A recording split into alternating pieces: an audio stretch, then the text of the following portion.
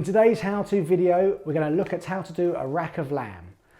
This is a best end of lamb, a really nice piece of meat. It comes from just here on the animal, below the shoulders, halfway up the back, very tender.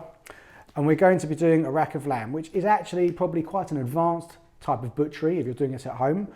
We're going to be taking the outside bark off, sawing through the bones, and then French trimming the two racks. I've previously put a little incision with a meat saw through here to allow us access onto the backbone. Now let's get the rack started. So here we have the best end.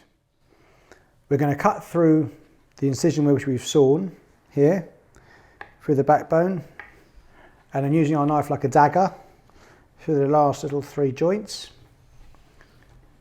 And take that off there. And the same on the other side. Using a knife like a dagger through the last little knobbly bones. The other side.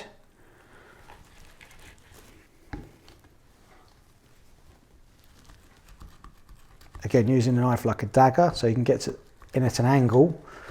Makes it a little bit easier. And you're only really using the tip of the knife at that stage.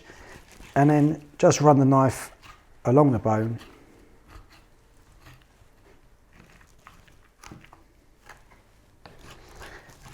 And that's the backbone removed. And then cuts through there, and that's those taken off. Now we're going to take the bark off. The outside bark, it's not really that necessary, but lots of people prefer to have the bark for more tenderness removed. So cut down there. Now, once you've got underneath it, it just pulls off.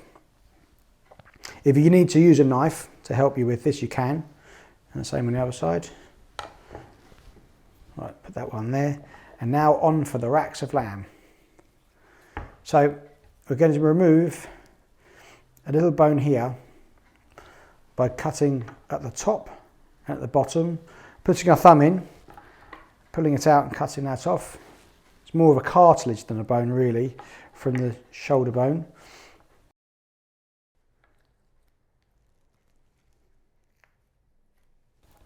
We're going to cut this piece of yellow rubber elastin off the bottom. There we go. And now, using the tip of our knife, we're going to cut through the rack in between each finger bone. There we go. And remove this flap.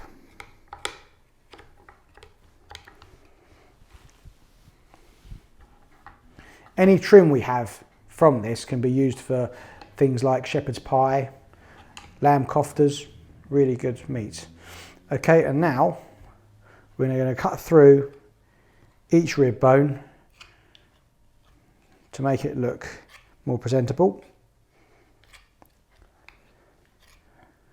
Historically, the reason for French trimming racks of lamb was one, so the chefs could turn the meat easier while it's cooking, but also for the presentation on the plate.